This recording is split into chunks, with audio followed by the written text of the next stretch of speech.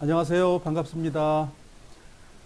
오늘 사도행전 1장 1절서부터 5절까지 같이 읽도록 하겠습니다. 사도행전 1장 1절서부터 5절까지 같이 읽겠습니다. 시작. 데오빌로 각하, 제가 먼저 쓴 책에서 저는 예수님께서 하신 일과 가르치신 말씀을 비롯하여 예수님께서 선택하신 사도들에게 성령의 힘으로 교훈을 내리신 후에 하늘로 올라가신 날까지 예수님과 관련된 내용을 다 기록했습니다. 예수님께서는 고난을 받으신 후 사도들에게 자신의 모습을 보여주셨고 여러 가지 방법으로 자기가 살아 계시다는 것을 증언하셨습니다. 예수님은 40일 동안이나 이 사람들에게 나타나셨으며 하나님의 나라에 관해 말씀하셨습니다. 어느 날 예수님께서는 사도들과 함께 식사를 하다가 이런 말씀을 하셨습니다.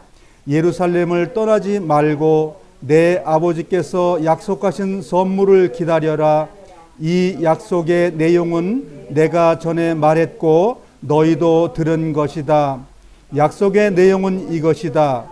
요한은 물로 세례를 주었지만 너희는 얼마 안 되어 성령으로 세례를 받을 것이다.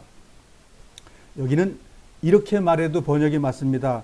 성령으로 침례를 줄 것이다. 이렇게 말해도 같습니다. 성령을 받고 성령 침례를 주는 자들이 됐기 때문에 그렇습니다. 그래서 40일 동안 부활하셔가지고 오순절이 있기 열흘 전에 이 땅을 떠나셨습니다. 그래서 떠나시고 나서도 또 나타나셨습니다. 가시고 나서 안 오시는 게 아니고 우리와 함께 계시다고 한 것에 대해서 성경을 통해서 보도록 하겠습니다. 그래서 일단 칠판에 기록된 내용을 한번 보겠습니다.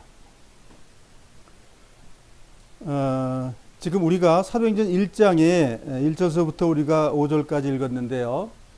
이 내용에 보면 누가는 어떤 사람이죠? 역사학자입니다.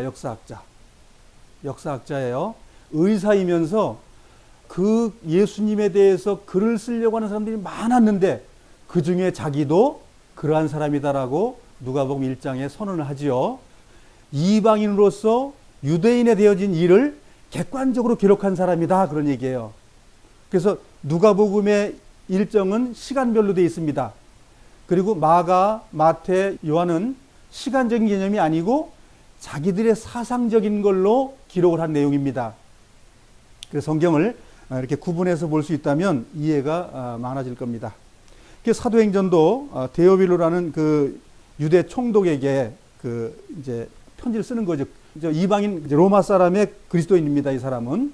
그래서 먼저 쓴 글에는 하는 것은 누가복음을 얘기한 것이고 그 다음에 지금 쓴 것은 사도행전을 기록을 한 건데 역사적인 기록을 쭉 설명한 거예요.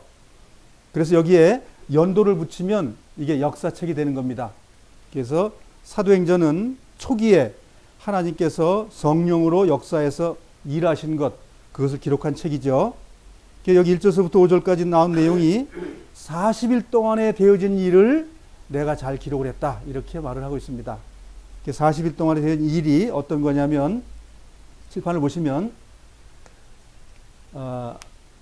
12번 나타났다고 하는데 저는 11번이라고 생각을 해요. 그렇지만 맨 처음에 3일 후에 부활하셨다는 말, 3일 후 그러면 사람들이 성경 아무리 봐도 성금요일이라고 돼 있죠?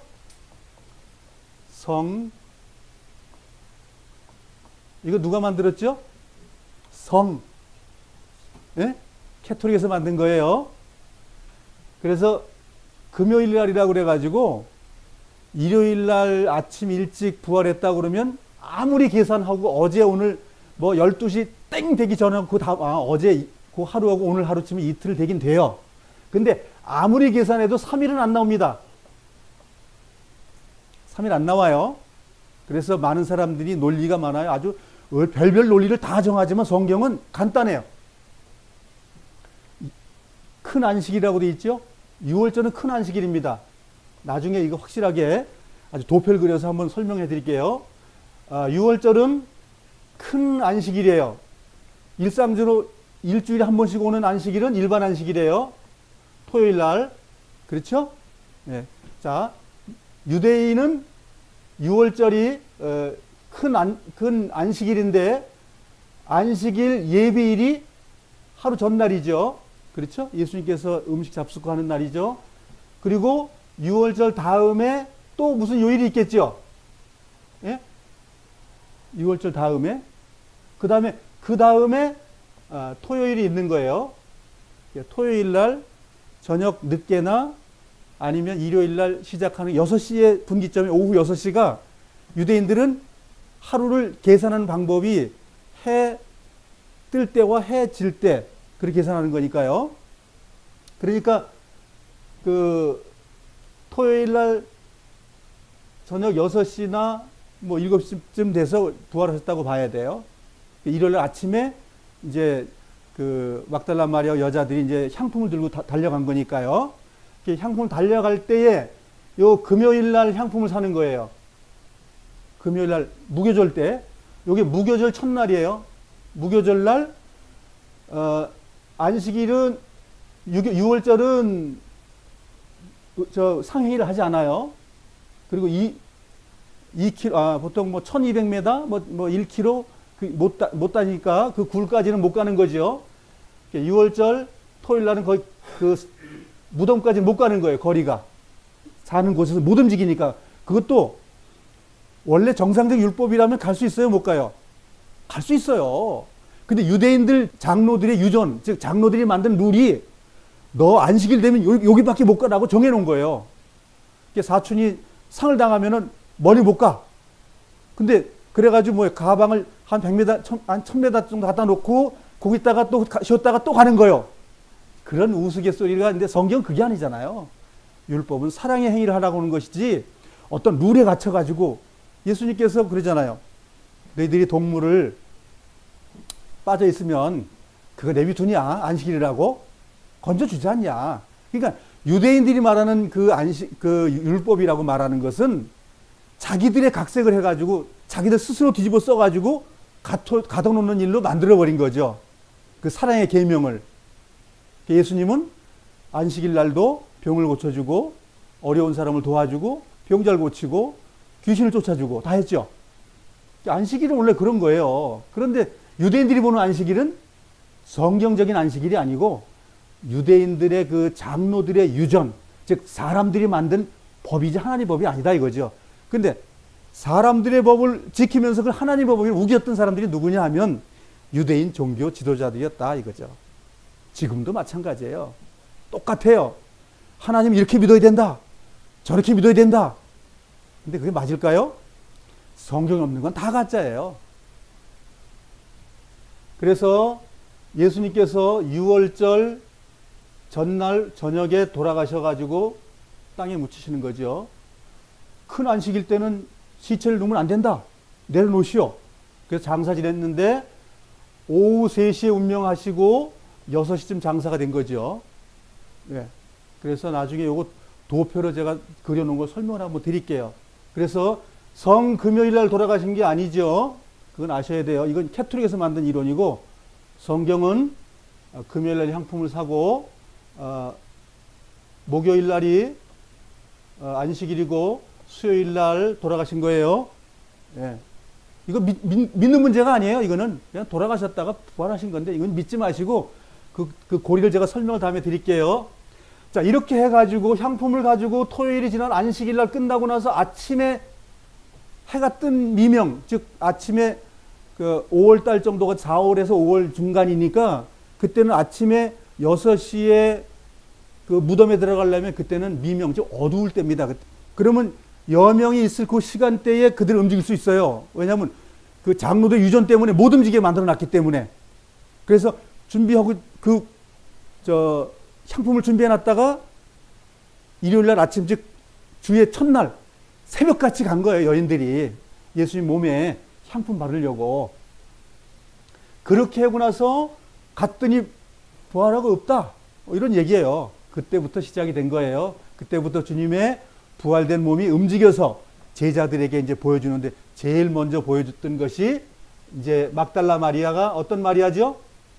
7 귀신 들린 여자, 그 여자에게 나타난 거예요. 그렇게 해서 그런데 그 다음에 여러 여자에게, 사실 요거는 한 덩어리입니다. 한 덩어리예요. 그래서 어디는 막달라 마리아 예수님을 붙잡으려니까 붙잡지 마 이렇게 한 얘기고, 또 여인들은 발을 잡고 주님을 찬양 경배하고, 이건 다시 한 내용입니다. 그 다음에 베드로에게 보여주고, 그 다음에 엠마오로 간 두 제자에게 보여주는 것이고, 그 다음에 10 제자에게, 하나는 유다는 죽었고, 한 제자 누구죠? 도마는 지금 그 자리에 없었죠. 없었어요. 그리고 다시 도마에게 보여주고, 그 다음에 7 제자에게 보이고, 11 제자에게 보이고, 500의 형제에게 보이고, 11 사도에게 보이고, 야고보는 누구죠? 예수님의 제자 야고보? 아니에요.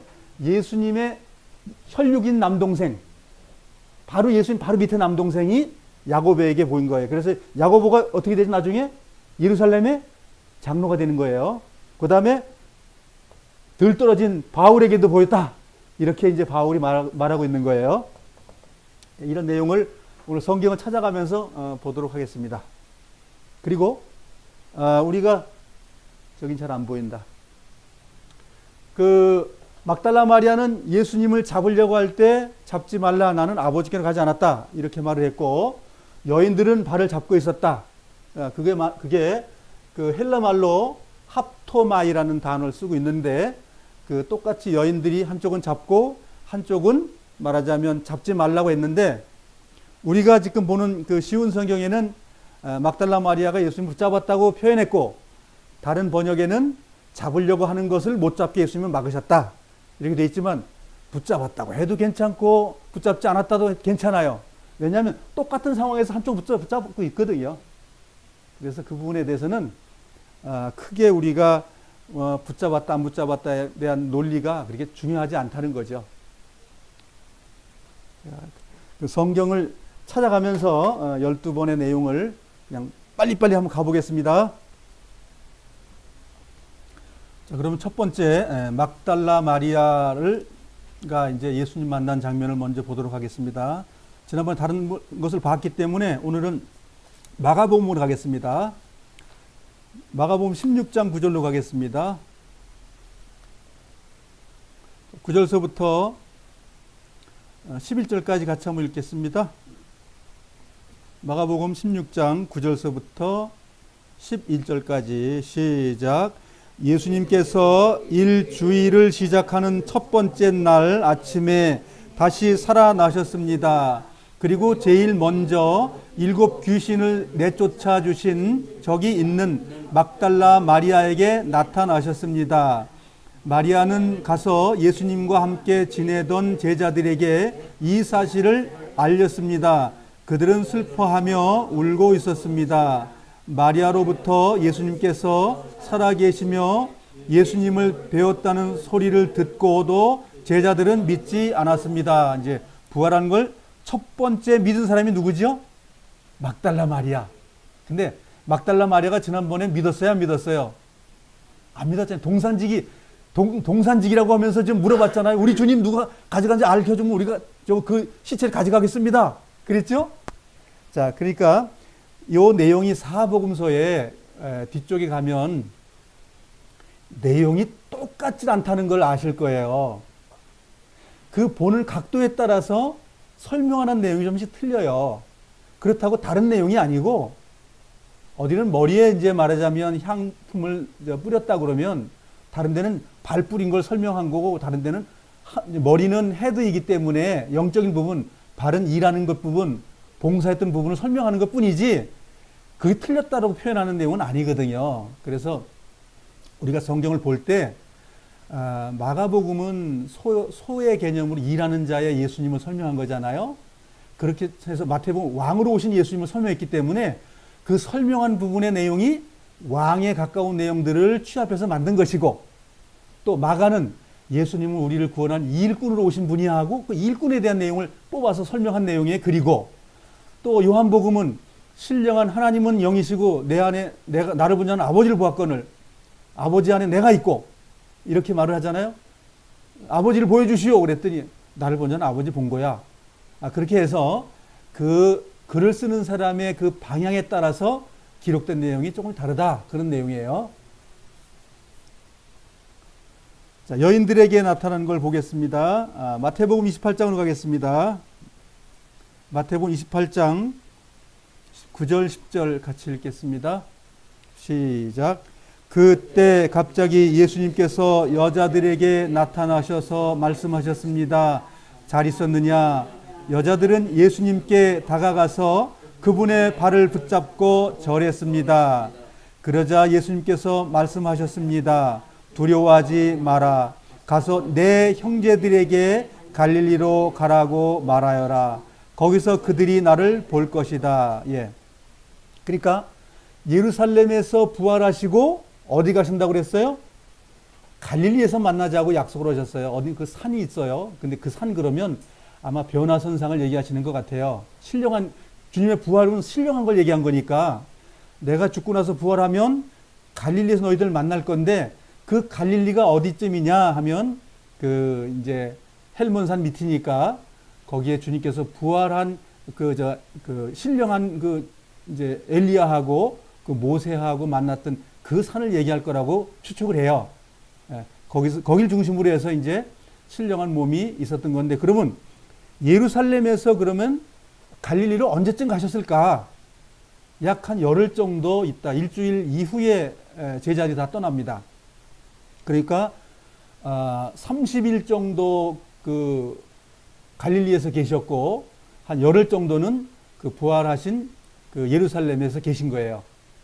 그리고 이제 열흘 후 이제 그러니까 40일 정도 돼서 예루살렘으로 제자들을 보내는 거죠. 왜? 성령 임하는 걸 보고 방언을 해서 하나님을 증거하기 위해서 보내는 거죠. 그게 보내심이라고요. 거기 가서 뭘 받으라는 게 목적이 아니라 거기 가서 내가 일할 거니까 너 제자들 그 예루살렘에 가 있어. 오순절 때 일 있을 거야. 그 내용입니다. 그래서 여기는 발을 붙잡고 요한복음 20장에서는 나를 만지지 마라. 내가 아버지께로 가지 않았다. 같은 내용입니다. 고린도전서 15장으로 가겠습니다. 고린도전서 15장 베드로에게 나타난 내용을 보겠습니다. 15장 4절 5절 읽겠습니다. 시작.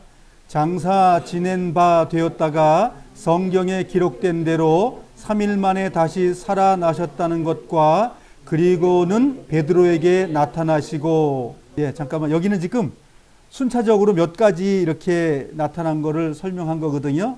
근데 이제 사복음서에 나온 내용을 조금씩 쪼개서 보도록 하겠습니다. 자, 세 번째 나타난 것이 베드로에게예요. 누가복음 24장으로 가겠습니다. 네 번째 사건으로 누가복음 24장 13절입니다. 엠마오로 가는 두 제자에게 나타나니까 이건 예수님께서 부활한 첫째 날 일요일 날 사건을 얘기하는 거예요. 일요일 날 그러니까 그 막달라 마리아에게 나타나고 여인들에게 나타나고 베드로에게 나타나고 그 다음에 낮에 이제 엠마오로 가는 그 제자에게 보이는 거죠. 엠마오로 가는 두 제자 13절 읽어보겠습니다. 그런데 그날 제자들 중에 두 사람이 예루살렘에서 약 11km 정도 떨어진 엠마오라고 하는 마을로 내려가고 있었습니다. 자, 이제 그날 오후쯤에서 이제 걸어 내려가는 거죠. 엠마오로 11km 되는 거리의 그 마을로 걸어가는데 그 걸어가는 과정에 예수님께서 같이 걸어가시면서 설명을 해줘도 이 두 제자가 알았다고요? 몰랐다고요? 몰랐죠. 몰랐는데 예수님께서 이제 물어보시죠. 19절 읽겠습니다. 예수님께서 그들에게 물으셨습니다.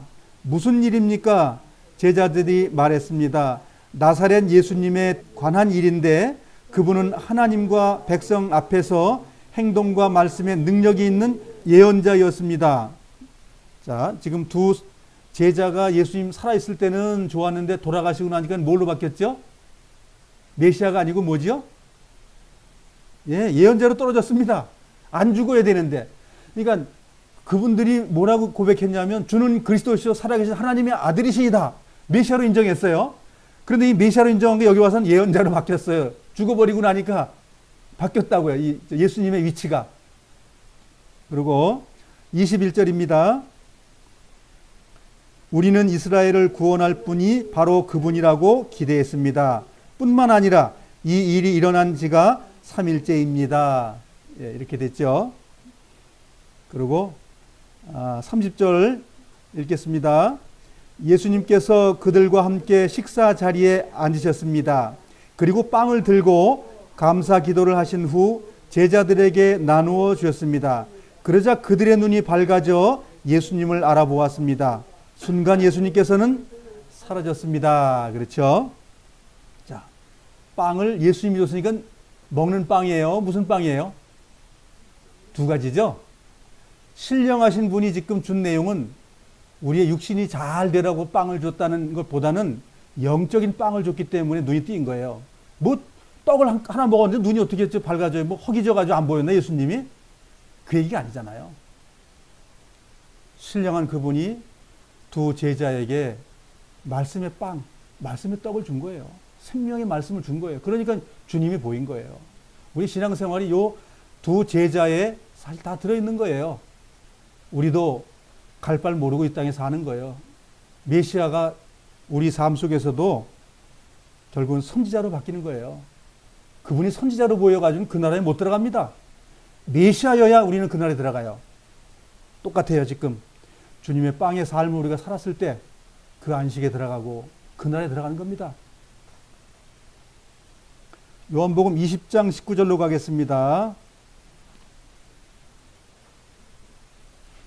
열 제자에게 만나는 장면입니다.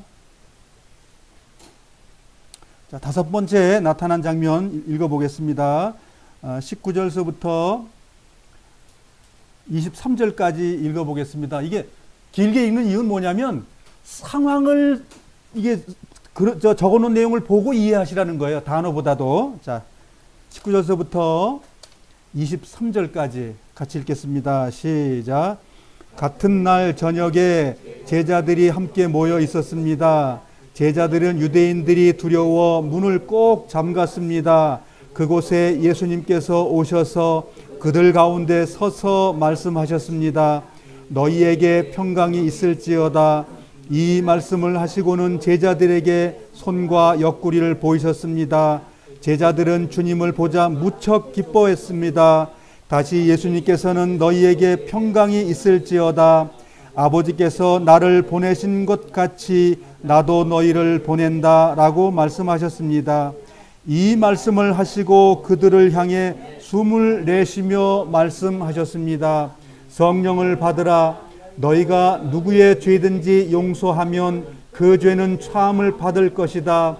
너희가 누구의 죄든지 용서하지 않으면 그 죄는 사함을 받지 못할 것이다. 예. 여기 성령을 받아라 라는 말이 있습니다. 자, 우리가 이 성령을 너무 오해하기 때문에 성경이 이해 안 됩니다. 자, 지금 사도행전 1장에서도 성령을 어떻게 한다고 그랬죠? 성령 세례 받기 위해서 준비하고 있어. 그랬잖아요. 여기도 성령을 받아라 그랬어요. 그 성령 몇 번씩 받는 거예요, 그러면? 제자들은? 신령하니까 제자들이 그랬을까요? 그 말이 아닙니다.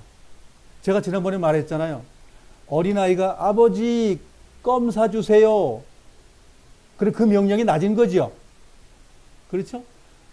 아들이 아버지 책 좀 사주세요. 그 말이 좀 낮은 거지요. 그럼 아버지가 얘야 작은 집에 갔다 와라. 좀 이 볼륨이 커졌지요? 군수가 말을 하는 거예요. 아, 저 돈 좀 줄 테니까 오시오. 그러면 그 명령이 더 커졌지요. 그러면 우리나라의 대통령이 뭘 주겠다고 그러면 그 말이 더 커졌지요. 그러면 우리가 많이 옛날 봉건주의 사회나 아니면 황제가 있는 제국 사회가 있다 그러면 중국의 황제가 예를 들어서 나에게 와가지고 박장근이 와라 그러면 그게 어떤 말이죠? 계속 이 단어가 지금 능력이 커지는 거잖아요. 그 말하는 자의 위치에 따라서 이 말이 커지는 거예요. 근데 하나님께서 그 말씀을 하시면 어떤 말이 되는 거예요? 신령한 영이 되는 거예요. 신령한 명령이 되는 거예요. 그게 말씀이에요, 그게. 그러니까 하나님이 오시는 거라고요, 그게. 어마어마하게 되는 거예요, 그것이. 그래서 여기 성령을 받으라고 했는데 뭘 받은 거예요? 성령 받았다는 말의 뜻을 설명을 한번 해보세요. 성령 받으라는 말은 그 주머니에 23절이 들어있는 거예요. 성령 받으라고 하는 것이 성령 받으라는 말의 목적이 있는 게 아니고 성령 받으라는 말은 23절의 이야기예요. 23절 한번 읽어볼까요? 시작. 너희가 누구의 죄든지 용서하면 그 죄는 사함을 받을 것이다. 너희가 누구의 죄든지 용서하지 않으면 그 죄는 사함을 받지 못할 것이다. 이게 성령이에요. 이게 성령을 준 것이고 받는 거예요. 주님은 이 말을 하고 제자도 이 말을 받고 이것이 성령 받는 거예요. 이해되세요? 아, 이게 이해가 되면 성경 어마어마하게 많은 양이 이해가 되는데, 그런데 우리는 성부 하나님, 성자 하나님, 성령 하나님 이렇게 하나님을 세 쪽으로 내놨기 때문에 성경이 이해 안 되는 거예요. 하나님 아버지신 분께서 아버지의 역할로 일을 하시고 그 하나님께서 아들로 일을 하셔서 이 땅에 33년 반 동안 육체로 일을 하시고 계시고 그분이 가시겠다는 거예요. 얘야, 내 육체로 있는 이 몸이 있는 거 가야 된다. 그래, 너희들 유익이 있다. 내가 가면 너희들이 뭐가 온다고요? 보혜사 돕는 성령이 온다. 말씀으로 계신 그분, 그 하나님이 오신다는 거예요. 사도행전에 나오는 내용은 이 내용하고 다른 내용입니다. 각 성령을 각 개개인에게 주시는 거예요. 우리 그 성령 받았어요? 주님이 내 안에 계셔요? 아까 김기수 형제님께서 찬양 참 그 선곡하셨는데, 낮은 몸, 이 땅이 낮아서 하늘보다 낮기 때문에 낮았다고 얘기하는 게 아니잖아요. 더럽고 추하고 과연 그 거룩한 분이 임할 수 있는 것이 아니잖아요, 우리는.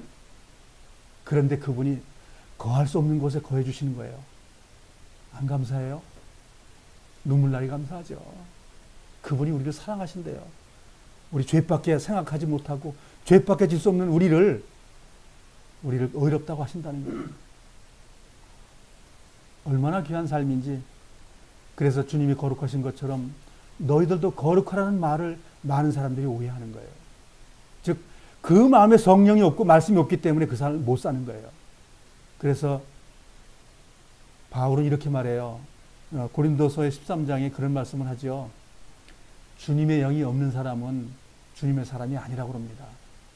그 영, 즉 여기 성령이 없는 사람은 안 되는 거예요. 그래서 말씀이 생명이고 말씀이 영이고 생명이라고 했을 때 이 말씀을 배우지 않고 말씀을 자기 속에 가지고 있지 않은 사람이 어떻게 하나님의 사람이냐고요.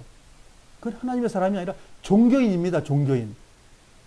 어느 날 가면 갈 줄 알았는데 못 가는 그 옆에 동네 가는 거예요. 그 나라 옆에 있는 동네, 버려지는 동네에 가는 거라고요. 그래서 우리의 삶이 이것이 거룩입니다. 23절의 삶이 우리의 거룩이에요.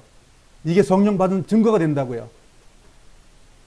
이것이 안 되는 사람은 그리스도인 아닙니다.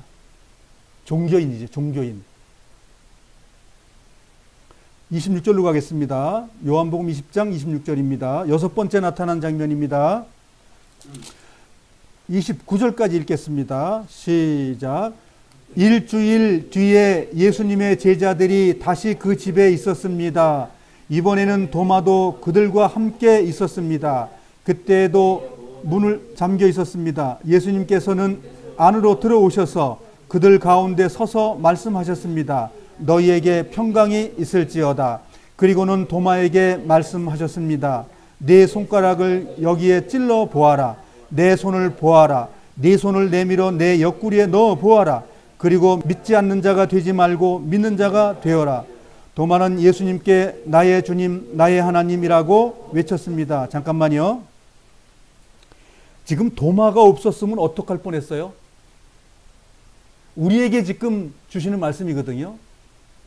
주님을 만져보고 못자국을 넣어보고 창자국에 손을 집어넣어보고 나인 줄 알아라. 그러면 뭘로 주님을 우리 만져봐요? 영감으로 만져봐요? 상상으로요? 삼층천에 올라가 가지고요? 아닙니다. 이 성경을 찾아보면 주님의 옆구리와 못자국과 피 흘림이 우리 삶에 보이는 겁니다. 그랬을 때 우리 마음속에 뭐가 이루어져요? 나의 주님이시며 나의 하나님이라고 우리는 고백하는 거예요. 그래서 이 말씀이 곧 하나님입니다. 그래서 우리 말씀을 배워야 됩니다. 이 말씀이 나에게 생명을 주는 거기 때문에. 이 모임이 생명을 주지 않습니다. 이 말씀이 하나님의 말씀으로 나 삶 속에 생명의 삶이 되는 거예요. 어디 모여 있는 거 중요하지 않습니다.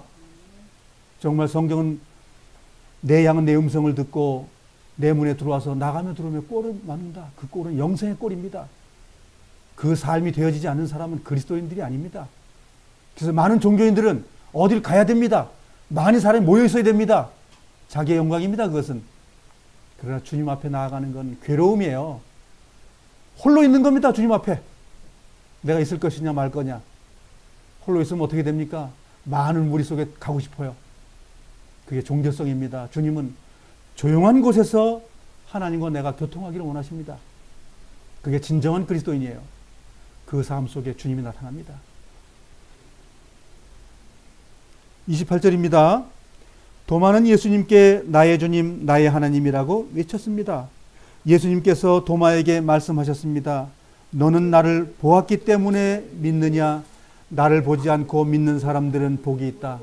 우리는 주님을 직접 눈을 보지 못하지만 말씀으로 계신 하나님을 우리는 날마다 만나는 겁니다. 도마보다 우리가 더 위대합니다. 도마는 정말 눈으로 봤을 때 안 믿었어요. 우리는 아예 보지도 않았어요. 그렇지만 이 성경을 사모하고 믿어졌습니다. 왜?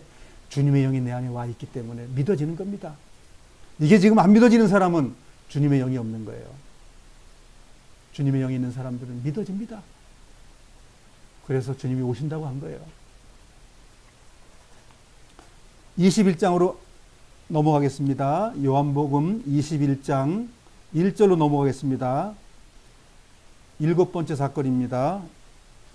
21장 1절서부터 7절까지 읽어보면 주님께서 7 제자들과 여러 상황 중에 나타났던 내용이 나오는 거죠. 읽겠습니다.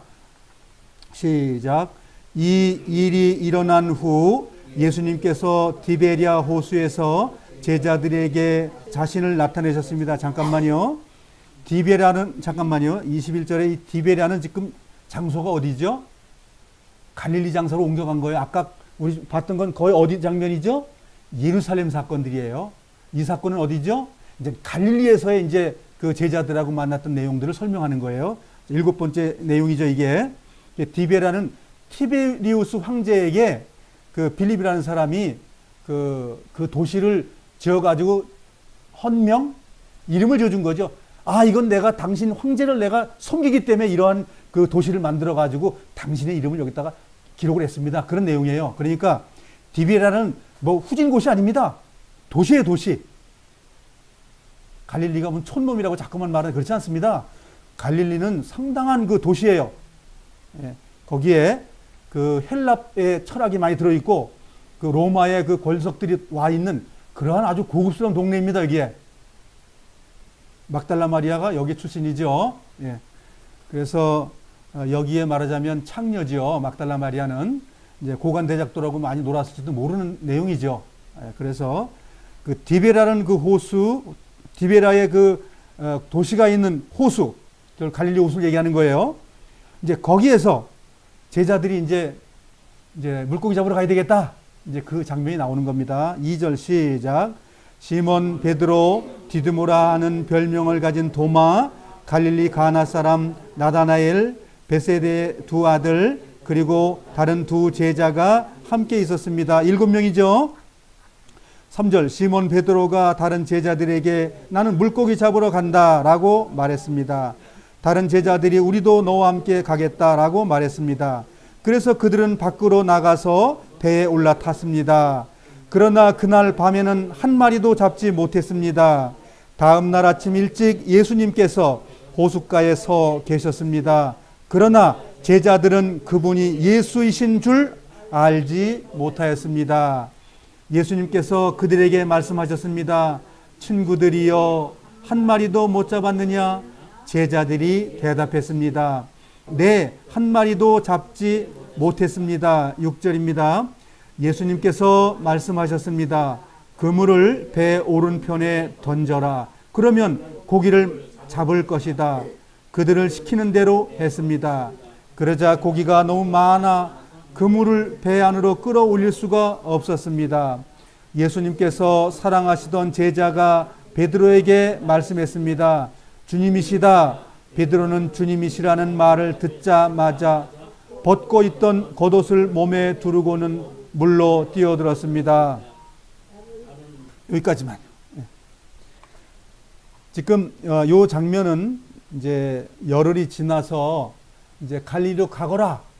갈릴리로 갔는데 갈릴리에서 가서도 지금 예수님하고 교통이 매일매일 있는 게 아니에요. 숙성되어 있는 시간이죠. 40일이라는 건 열매를 맺기 위해서 제자들의 마음의 훈련 기간입니다. 주님이 죽으신 이후에 주님을 받아들이는 것은 하루아침에 되는 일이 아닙니다. 정말 주님께서는 길이 기다리는 거예요. 제자들이 어떤 마음이 되고 있는가를 기다리고 있는 거예요. 뭐 대차게 말했잖아. 주는 그리스도시요 살아계시는 하나님의 아들입니다. 그 고백하면 무슨 소용이 있어요? 아, 주님 나 영접에 제사함 다 받았습니다. 아무 소용 없습니다. 그 삶 속에 날마다 주님과 동행하는 삶이 없다면 아무 소용 없는 거예요. 주님은 40일 동안 제자들을 지켜보시는 겁니다. 너희들이 정말 내 피를 인정하고 있는지 아닌지를 보고 있는 거예요. 그런데 7 제자가 지금 어디 간 거죠? 본업으로 간 겁니다. 예수님은 너희들을 고기 잡는 어부가 아니라 사람을 낚는 어부 만들 거다라고 약속했는데 다 잃어버렸어요. 그들이 사람을 낚는다고 해서 간 거거든요. 예수님 죽고 나니까 다 끝난 거예요. 소망이고 뭐고 없어요. 예수님이 능력 막 일어나니까 뭐가 나타났어요? 야, 우리 부자 될 거야. 우리 권력 잡을 거야. 그러고 있었던 거잖아요. 다 없어지니까 뭐예요? 예, 제자들, 친구들, 우리 물고기 잡으러 가자. 옛날 했던 그거 하자. 그거 아닙니까? 가서 뭐예요? 주님은 한 마리도 못 잡게 만들었어요. 왜? 주님은 약속을 했기 때문에 그들에게. 너희들이 사람을 낚는 어부가 된다고 약속했기 때문에 고기 잡으면 안 돼요. 그러면 빨리 타락한다니까요. 하나님이 약속이 되어 있는 사람들인데. 한 마리도 못 잡고 나서 딱 그랬잖아요. 얘들아, 오른편에 한 마리도 못 잡았니? 오른편에 다시 던져볼래? 주님께서 이거 왜 그렇게 한 거죠? 생각을 일으킨 거예요. 너희들 고기 잡는 사람들이 아니고 사람을 낚는 어부가 되어야 되는데 너희들 그거 하고 있냐? 책망하는 장면입니다. 이것은 축복해 주는 게 아니에요. 어마어마한 책망을 주는 거예요. 우리의 삶도 마찬가지예요. 주님의 책망을 날마다 듣고 있느냐 이거예요. 그래서 말씀을 보지 않는 자들은 책망도 없고 소망도 없는 거예요. 그래서 이 성경을 날마다 상고하는 사람들은 주님의 인도하심에 날마다 나아가게 되는 거죠. 그들이 곧 하나님의 아들입니다.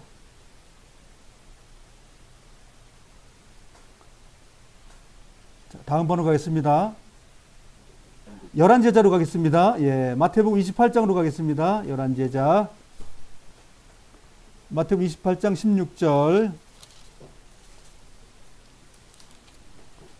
16절, 17절 읽겠습니다. 시작. 11명의 제자들이 갈릴리로 가서 예수님께서 지시하신 산에 이르렀습니다. 그들은 예수님을 뵙고 절을 했습니다. 그러나 몇 명은 의심하기도 했습니다. 예. 그래서 고린도전서 15장 6절 아까 다시 가보겠습니다. 15장 6절 500의 형제에게 나타났다는 단어가 여기에 들어있기 때문에 그래요. 6절 읽겠습니다. 시작.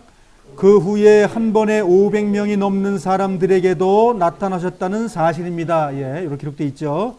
사도행전 1장 6절로 가겠습니다. 사도행전 1장 6절. 6절서부터 9절까지 4절을 읽겠습니다. 시작.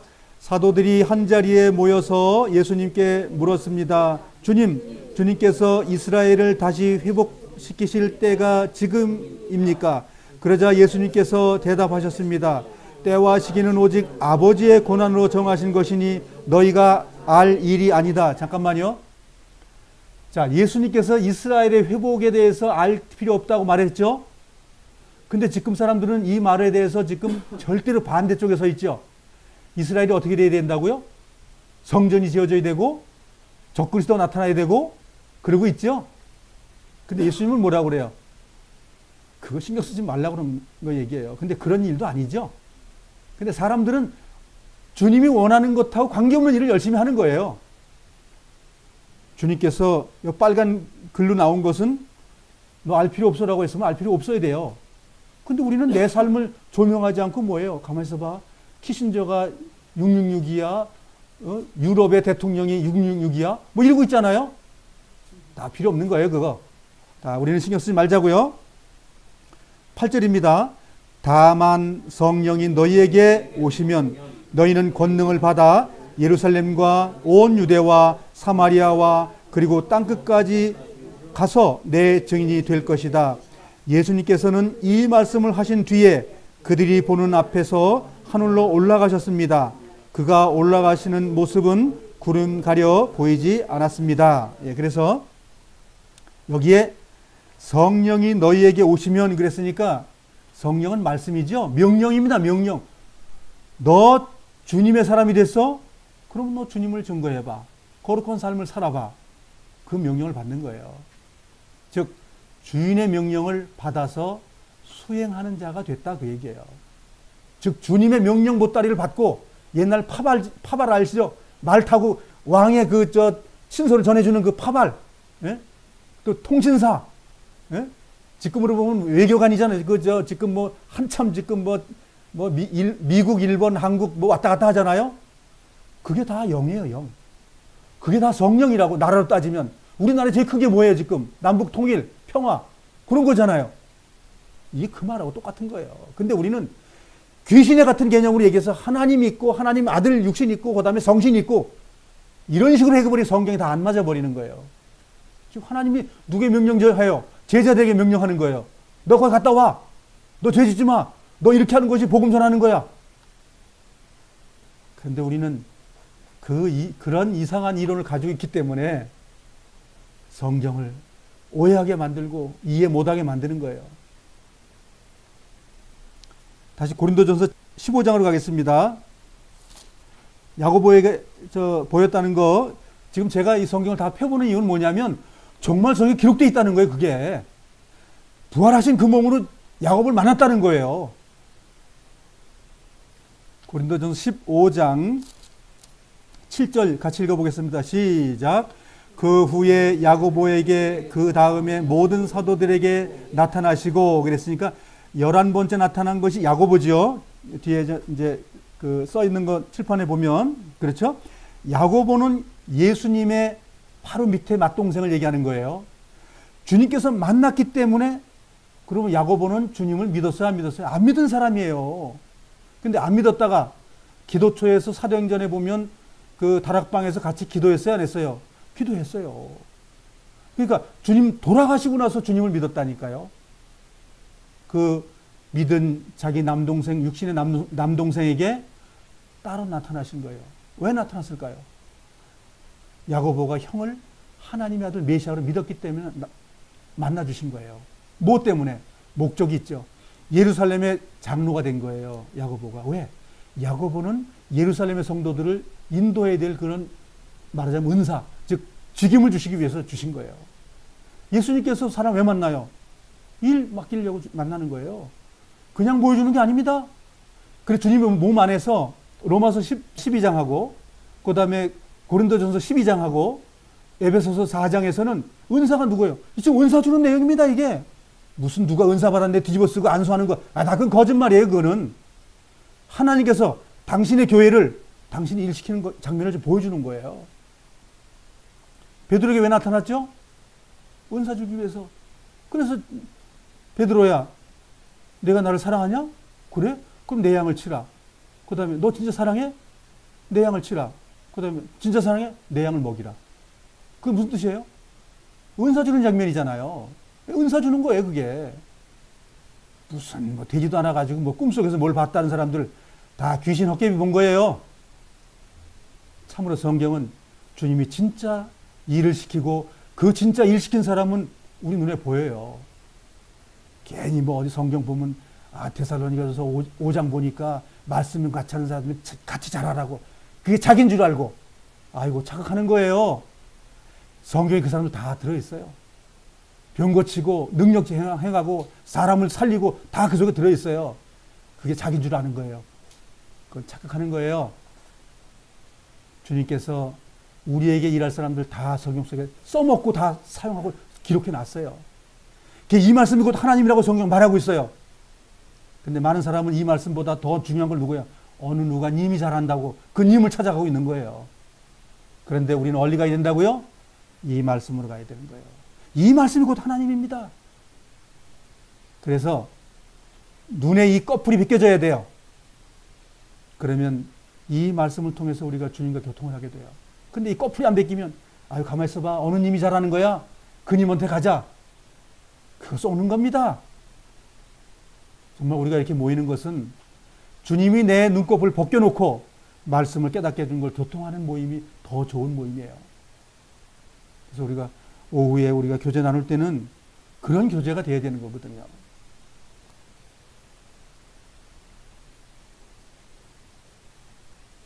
마지막에 그 바울에게 나타난 거 보겠습니다. 바울은 사도행전 9장에 있죠. 바울에게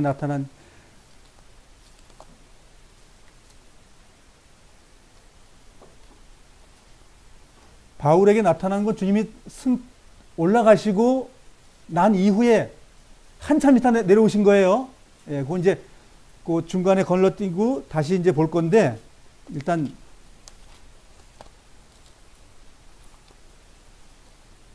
사도행전 9장으로 가겠습니다. 사도행전 9장은 사울로 이름이 있었던 이제 바울이 주님을 영접하기 전에 있었던 것과 또 이제 사울이 회개하고 주님을 영접하는 내용이 여기 나오죠. 이때 여기에 예수님이 직접 나타나신 내용입니다. 사도행전 9장 신약성경 202페이지입니다. 3절서부터 읽겠습니다. 시작. 사울이 길을 떠나 다마스커스 가까이에 이르렀을 때였습니다. 갑자기 하늘로부터 밝은 빛이 사울을 둘러 비추었습니다. 사울은 땅에 엎드렸습니다. 그때 사울아 사울아 네가 왜 나를 핍박하느냐 하는 소리가 뚜렷이 들렸습니다. 사울은 주님은 누구십니까? 라고 물었습니다. 나는 내가 핍박하는 예수다. 일어나 성으로 들어가거라. 내가 해야 할 일을 일러준 사람이 있을 것이다. 라는 목소리가 들렸습니다. 예, 여기는 이 사건은 사울이 다마스커스에 있는 그리스도인들을 잡아서 예루살렘으로 끌고 가기 위해서 가다가 다메섹 가는 도상에서 주님께서 사울을 회개케 하는 거죠. 그러면 사울은 주님을 사랑했어요? 사랑하지 않았어요? 사랑하지 않았습니다. 누구를 사랑했어요? 사울은 하나님을 사랑했습니다.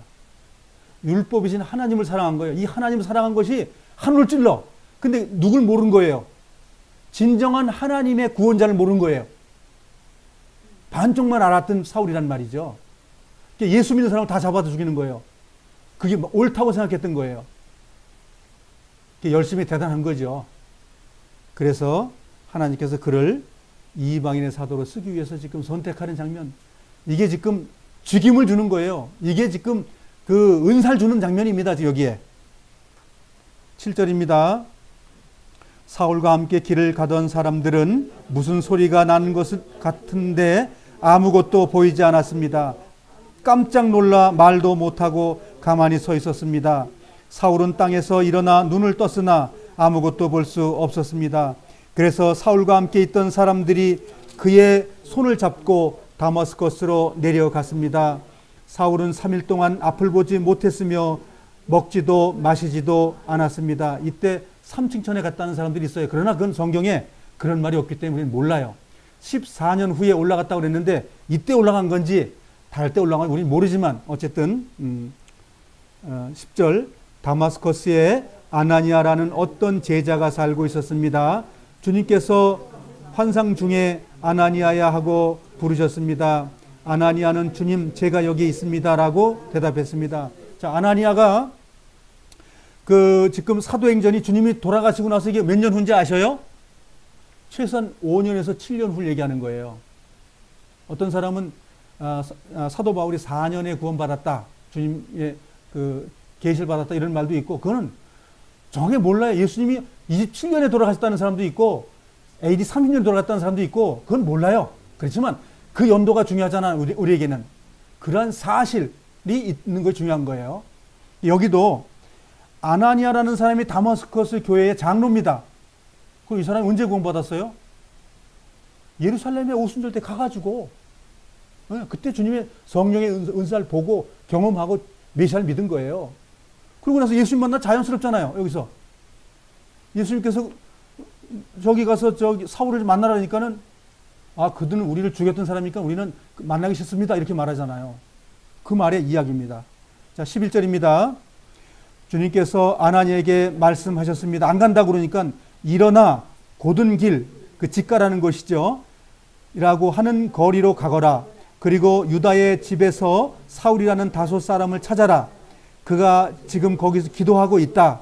그가 환상 속에서 아나니아라는 사람이 찾아와 자신에게 손을 얹어 시력을 회복시켜주는 것을 보았다.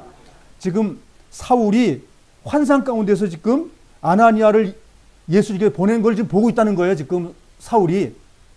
그리고 기도하는 가운데 있기 때문에 이제 바나바를 가라고 말하신 거예요. 예수님께서. 15절 넘어가겠습니다. 그러나 주님께서 아나니아에게 말씀하셨습니다. 가거라. 그는 이방 사람들과 여러 왕들과 이스라엘 백성 앞에서 나의 이름을 전하도록 선택된 나의 도구이다. 그러니까 아나니아가 안 가겠다고 그러니까 뭐예요? 야, 바울은 지금 이렇게 일을 할 사람이야. 그러니까 너 가야 된다. 이제 그렇게 말하는 거죠. 16절. 그가 내 이름을 위해 얼마나 많은 고난을 당해야 할지를 내가 그에게 보여주겠다. 17절. 아나니아는 그곳을 떠나 사울이 있는 집으로 가서 사울에게 손을 얹고 말했습니다. 사울 형제여, 그대가 이리로 오는 길에 나타나셨던 주 예수님께서 나를 보내셨습니다. 예수님께서 나를 보내신 것은 그대의 시력을 다시 회복하고 성령으로 충만하게 하려는 것입니다. 네.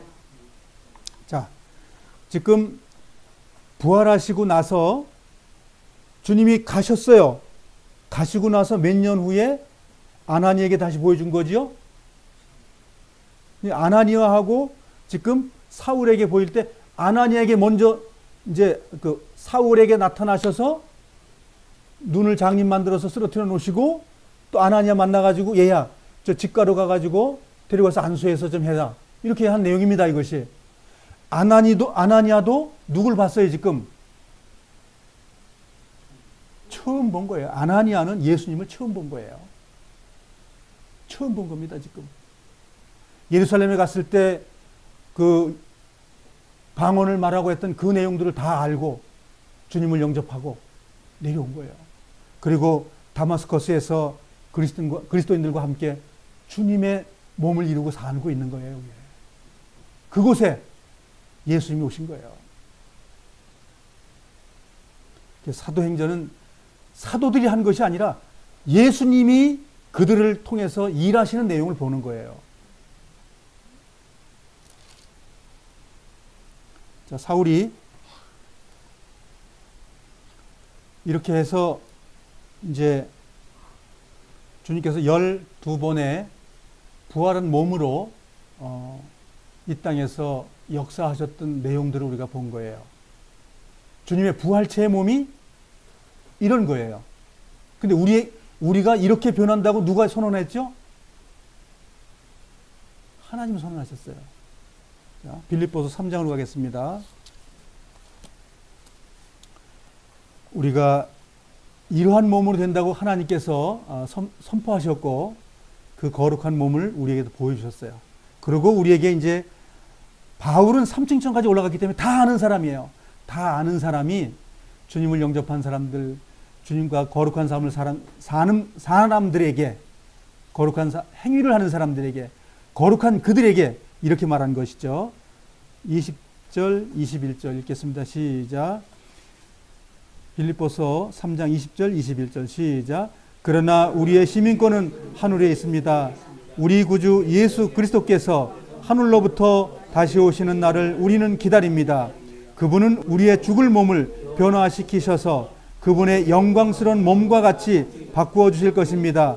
모든 만물을 다스리시는 그분의 능력이 우리를 변화시키실 것입니다. 그래서 예수님은 누구라고요? 하나님이신 거예요. 그거 해주시는 거예요. 마태복음 28장으로 가겠습니다. 마태복음 28장 18절 읽고 오늘 교재 마치도록 하겠습니다. 잘 읽어보시기 바랍니다. 시작. 예수님께서 오셔서 말씀하셨습니다.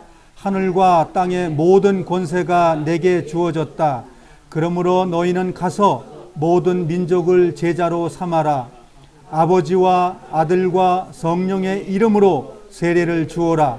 내가 너희에게 말한 모든 것을 지키도록 가르쳐라. 보아라, 내가 너희와 세상 끝날까지 항상 함께 있겠다.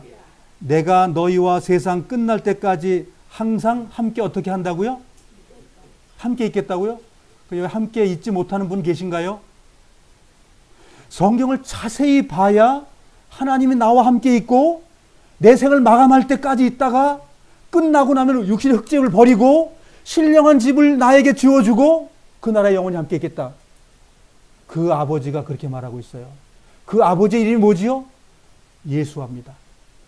그 아버지가 예수님이에요. 아버지의 이름이 뭡니까? 예수님이에요. 아들의 이름이 뭡니까? 예수님이에요. 그분의 성령의 이름이 무엇입니까? 예수님입니다. 그래서 우리가 이 성경을 오해하는 것은 삼위일체 하나님을 만들어 놨기 때문에 안 되는 거예요. 그리고 부활 생명도 우리 생을 마감하면 바로 가는데 삼위법을 만들어 놔가지고 이 나를 세 쪽으로 쪼개놔가지고 지난번 제가 설명드렸잖아요. 내가 손목이 잘라지면 두 발이 잘라지면 그러면 박장근이가 아니냐고 그랬잖아요. 흙집은 이 영혼이 들어있는 신령한 이 몸은 어느 날 이 몸을 벗기를 간절히 바라는 거예요. 바울도 삼층전에 가가지고 뭘 봤어요? 이 껍데기 빨리 벗고 가길 원한 거예요. 그래서 바울에게 다 가르쳐 줬기 때문에 그 사람의 마음속에 빨리 주님 앞에 가고 싶었던 거라고요. 그것을 우리가 가르쳐 줬기 때문에 우리도 뭐예요? 이 몸을 벗는 거 기쁨으로 빨리 벗기를 원해야 된다니까요. 왜? 더럽고 낮은 천한 곳에 주님이 와 계셔요 지금. 그래서 우리는 정말 주님과 함께 영원히 거하는 것 땅속에 묻혔다 가는 거 아닙니다. 휴먼설이니 뭔지 그런 거 다 집어치우시기 바랍니다. 정말 성경으로 돌아가서 주님이 나와 함께 하는데 왜 1000년이 필요하고 2000년이 필요합니까? 주님은 나와 함께 하시고 내 생을 마감할 때 나팔로서 나를 불러갑니다. 그 나라로. 지금 하늘나라가 없어요? 준비되어 있다가 가는 거예요? 지금 준비되어 있는 거예요. 날마다 주님 나라에 우리의 하늘의 시민권이 된 자들이 날마다 가는 거예요. 그 나라는 준비되어 있는 것이고 완성되어 있는 곳이에요. 부족한 것이 아닙니다. 그 나라는 우리 부족한 것들이 완전한 곳으로 넘어가는 거예요. 넘어가기 위해서 죽음이라는 요단강을 우리는 건너가게 설계되어 있습니다. 그래서 그 요단강을 건너갈 때에 기쁨으로 주님 만납니다. 그래서 한 번 죽는 건 사람이 정했고 그 후엔 심판이 있는 거예요. 둘 중에 하나입니다. 버려지든지 가든지. 제가 기도하겠습니다.